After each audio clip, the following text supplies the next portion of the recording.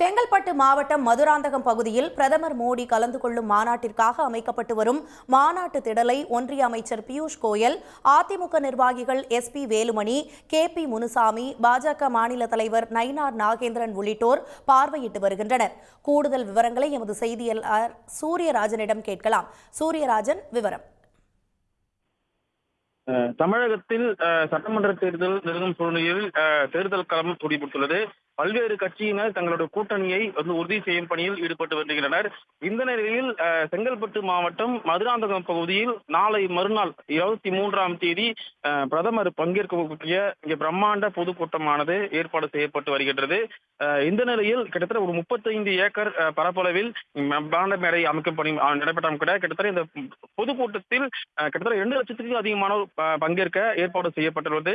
இந்த சூழ்நிலையில் தமிழகத்துடைய மத்திய அமைச்சர் வந்திருக்கிறார். இந்த காலை முதல் குறிப்பா சொல்ல வேண்டும் என்றால் பியூஷ் கோயல் அவருடைய தலைமையில் இங்க பாஜகவுடைய மற்றும் மத்திய இணையமைச்சர் எல்முருகன் இந்த மாநாட்டு மேடையை தற்போது ஆய்வு மேற்கொண்டு வருகின்றனர். நாளை மறுநாள் பிரதமர் மற்றும் அமித்ஷா பங்கேற்கக்கூடிய இந்த மாநாட்டு மேடை பணிகளும் தொடர்ச்சியாக ஆய்வு மேற்கொண்டு வருகின்றனர்.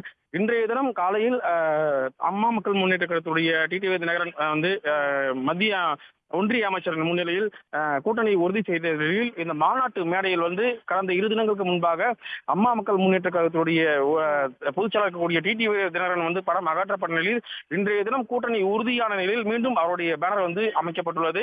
இந்த மாநாட்டு மேடை அருகே கிட்டத்தட்ட ஒரு 10 ஏக்கர் பரப்பளவில் ஹெலிகாப்டர் தளமும் அமைக்கப்பட்டுள்ளது.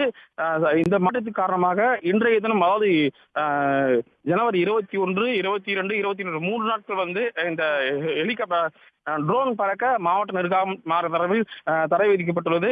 கிட்டத்தட்ட 10 மாவட்டத்தைச் சேர்ந்த போலீசார் இந்த பகுதியில் பாதுகாப்பு பணியில் ஈடுபட்ட திட்டமிட்டிருக்கின்றனர். இந்த மாநாட்டு மேடையை ஒன்றிய அமைச்சர் பியூஷ் கோயல் மற்றும் மத்திய இணையமைச்சர் எல்முருகன், பாஜகவுடைய மாநில தலைவர் நயினார் நாகேந்திரன், அதே போல் அதிமுகவுடைய முக்கிய முன்னாள் அமைச்சர்கள் வேலுமணி, அதே போல் KP முனுசாமி, பல்வேறு கட்சி நிர்வாகிகள் தொடர்ச்சியாக இந்த மாநாட்டு மேடையை ஆய்வு மேற்கொண்டுள்ளனர்.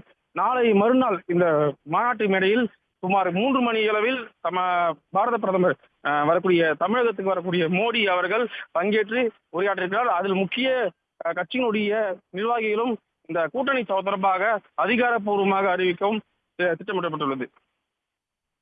உடனுக்குடன் செய்திகளை தெரிந்து கொள்ள சன் நியூஸ் பெல் ஐகானை கிளிக் பண்ணுங்க.